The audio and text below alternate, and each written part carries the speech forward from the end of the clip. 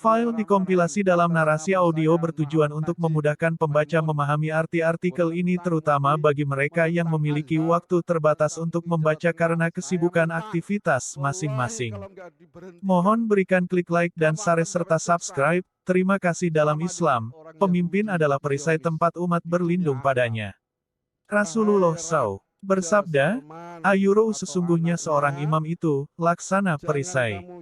Dia akan dijadikan perisai, di mana orang akan berperang di belakangnya, dan digunakan sebagai tameng.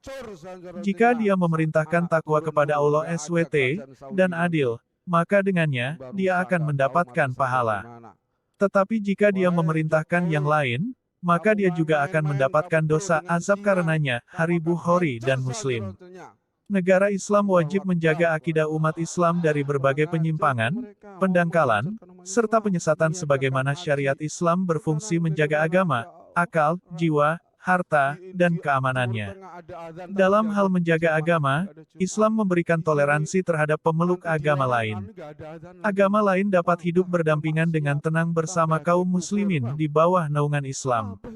Sebab, pengakuan Islam terhadap pluralitas ragam masyarakat tidak lepas dari ajaran Islam. Allah berfirman, "Tidak ada paksaan dalam memeluk agama Islam." QS Al-Baqarah 2:256. Terhadap aliran-aliran sesat, Islam akan menghentikan aktivitasnya, membubarkan jamaah atau organisasinya.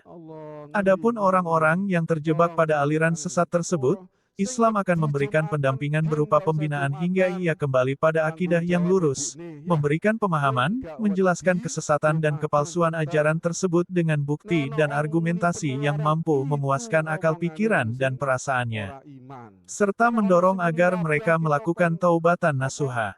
Islam juga akan menetapkan sanksi tegas bagi mereka yang murtad, mengakui sebagai nabi, menistakan Islam dan ajarannya. Nabi SAW bersabda, "Siapa saja yang murtad dari agamanya, bunuhlah." Hari At-Tirmidzi. Tegasnya hukuman ini merupakan imunitas bagi kaum muslim. Saat ia masuk Islam, ia harus memahami konsekuensi memeluk Islam berikut sanksinya ia menyalahi syariat Islam. Karena memeluk Islam adalah bagian dari pilihan yang dibuat dengan penuh kesadaran bukan paksaan. Selain melindungi Islam itu sendiri, Islam pun melindungi agama lainnya, dengan syarat, pemeluknya menjadi ahli zimah. Islam membiarkan mereka agama dalam agamanya, Kristen, Yahudi, Hindu, Buddha dan sebagainya. Nabi SAW bersabda, "Ayuro Rasulullah SAW pernah menulis surat kepada penduduk Yaman, bahwa siapa saja yang tetap memeluk Yahudi atau Nasrani, dia tidak boleh dihasut untuk meninggalkan agamanya, dan dia wajib membayar jizyah." Hari Ibn Hazm dalam kitabnya, Al-Muhalla. Penjagaan Islam tidak akan memunculkan aliran-aliran sesat. Perlindungan Islam terhadap umat agama lain telah dibuktikan dalam lembaran sejarah bagaimana Islam memperlakukan non-Muslim dengan sangat baik. Hal ini sudah teruji bagaimana umat non-Muslim hidup tenang dan damai di bawah naungan Islam. Toleransi yang pas dan tidak bablas hanya bisa diterapkan dalam negara Islam. Umat Muslim terjaga akidahnya, non-Muslim pun aman beribadah. Wallahu alam.